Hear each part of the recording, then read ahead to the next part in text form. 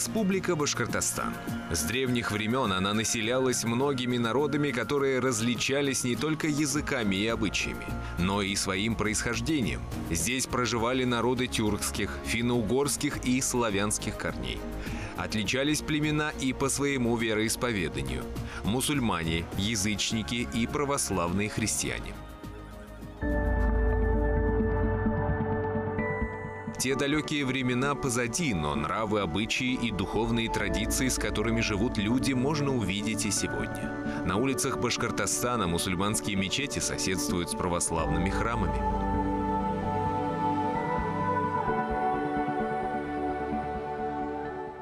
Православие в республике началось с появлением русских поселений во второй половине XVI века. Первым памятником христианства в Уфе стала деревянная Троицкая церковь, построенная стрельцами об един день в Святую Троицу в 1574 году, в день основания Уфы.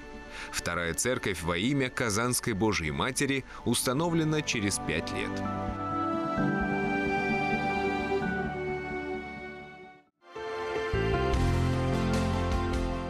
Считается, что именно в те времена явилась самая древняя святыня этих мест – Табынская икона Божьей Матери, празднование которой каждый год отмечается на 9-ю пятницу после Пасхи в поселке Курортный Гафурийского района. Знаменитая чудотворная икона Пресвятой Богородицы Табынской – это одна из самых загадочных и древнейших святынь Руси, написанная неизвестным иконописцем предположительно в X-XII веках. По преданию, первое явление этой иконы относится ко второй половине XVI века. Явление Табынской иконы совершилось несколько раньше явления Казанской. Тогда в Башкирии города не было. И построена недавно крепость, еще никто не знал, это будет город или что это будет. Только потом оказалось, что это очень хорошее место, что там, сейчас мы знаем, великий город Уфа. И поэтому Табынская икона изначально называлась Казанской по ближайшему городу Казани. Об этом узнал и царь Иоанн Грозный, который построил в ее честь церковь, уже тогда названная в честь Казанской иконы Божьей Матери. Последним местом явления был храм села Табынское, по названию которого с XVIII века икона стала именоваться Табынской Божьей Матери, покровительница Урала, Поволжья и, конечно же, нашей башкирской земли. Поклоняются ей в Китае, где она пребывала десятки лет. Знают о ней и в Америке, Бразилии, Австралии и даже в Новой Гвинее. Но общим местом поклонения иконе вот уже 4 с лишним столетия является живописный уголок Красноусольска, который находится в Гафурийском районе Республики Башкортостан.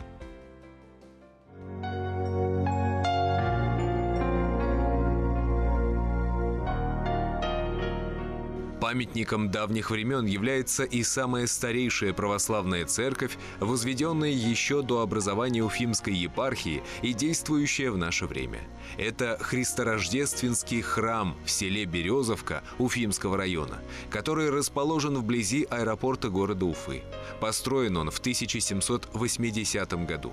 Легкий нарядный декор церкви восходит к традициям допетровского времени.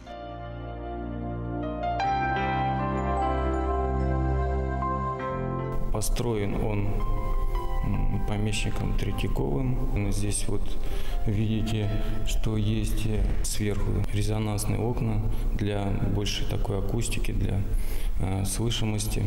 Поэтому, когда здесь происходит служба, здесь такой вот очень легко служить, то есть и молиться хорошо, потому как храм старинный, намоленный, более 300 лет он здесь молились, православные христиане приходили, прихожане.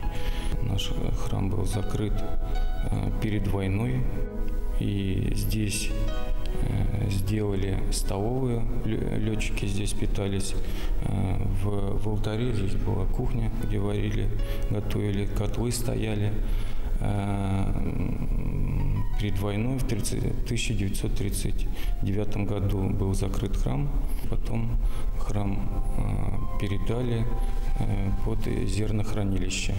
Здесь было зернохранилище, ссыпали пшеницу сюда. Но здесь еще есть и подвал был, То есть вот, местные рассказывали, что здесь, когда пол обвалился, то туда и мальчишки забирались, и очевидцы говорили, что здесь были даже 3 гроба, захоронения такие тоже. Я считаю, это такие вот, может быть, даже и вот тех помещиков, которые здесь вот этот храм построили. После зернохранилища здесь он был просто брошен храм. Отдали потом в 2003 году, передали и восстанавливали храм здесь уже спонсоры. Люди, которые приходят даже первый раз в храм, то чувствуют, что здесь какой-то вот благодать Божия. Даже вот некоторые говорят, что когда вот заходим, здесь какое-то другое состояние у них души, другая какая-то вот такая атмосфера.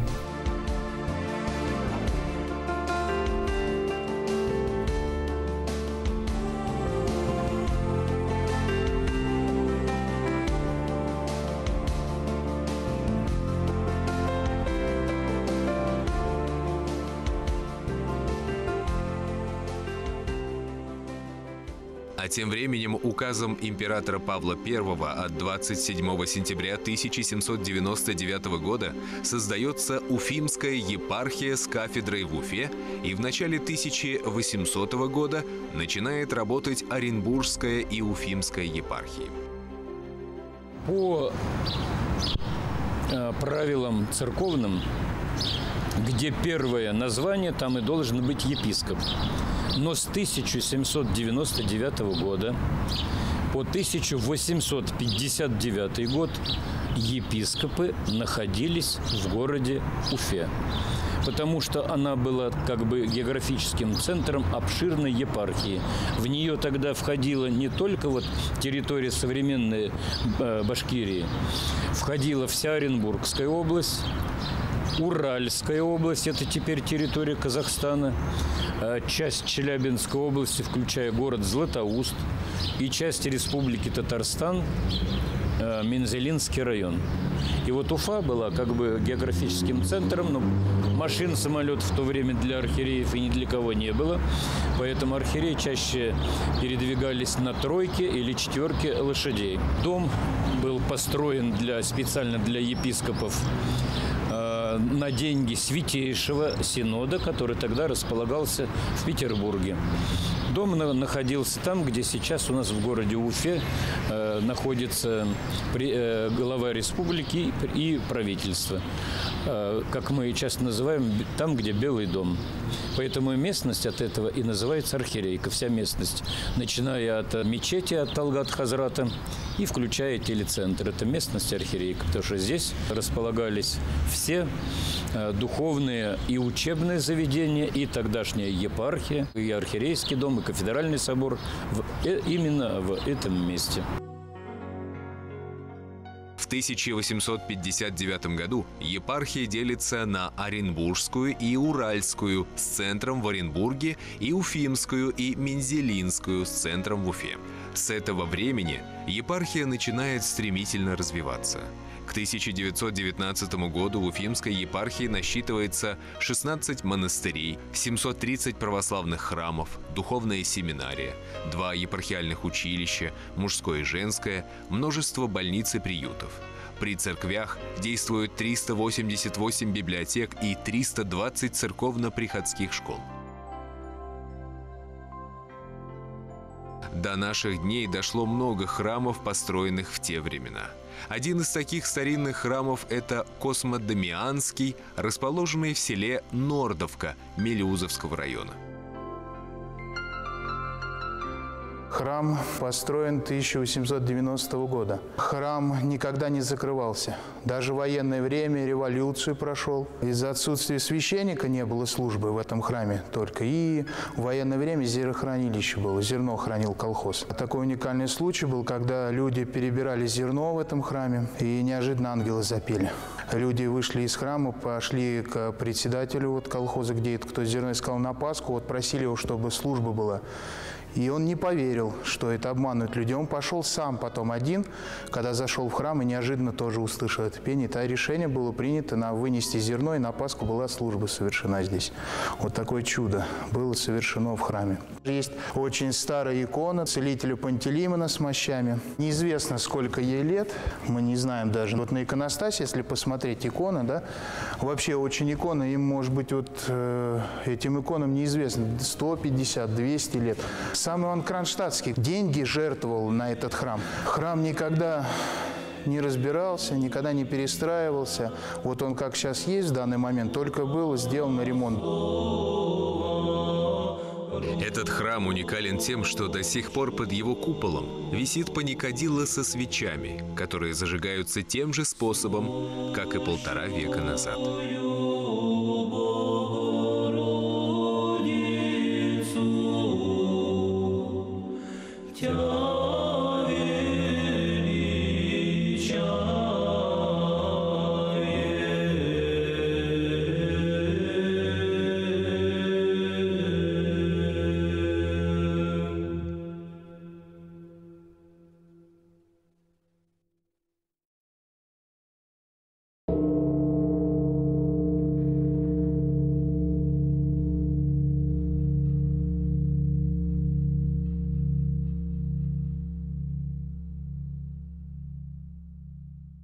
В 1937 году Уфимское епархиальное управление ликвидируется. К 1939 году органами советской власти в Уфимской епархии закрываются храмы. Многие разрушаются. Практически все церковные ценности изымаются. К 40-м годам почти весь состав духовенства был репрессирован.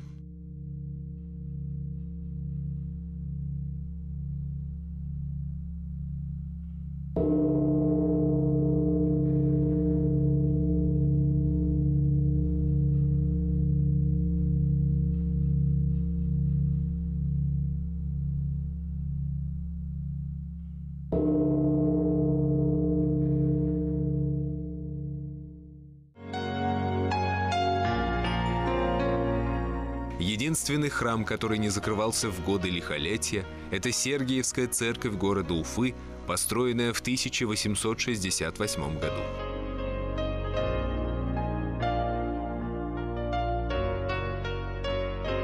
До этого времени церковь была воздвигнута в конце XVI века.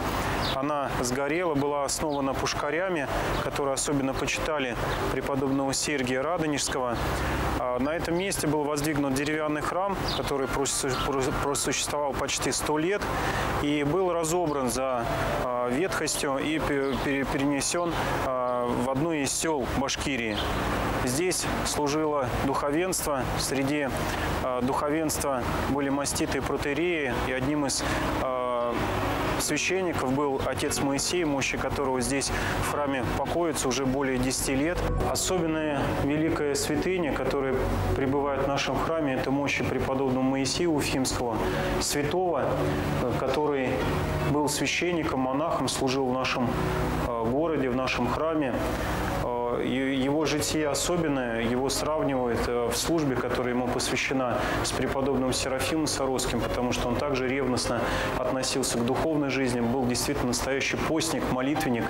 И вот за свои те подвиги, которые он нес во славу Божию и во спасение своей души, он сподобился еще при жизни от Бога дара чудотворения, дара прозорливости и усердной молитвы за своих близких, то есть за всех, кто к нему за помощью обращался.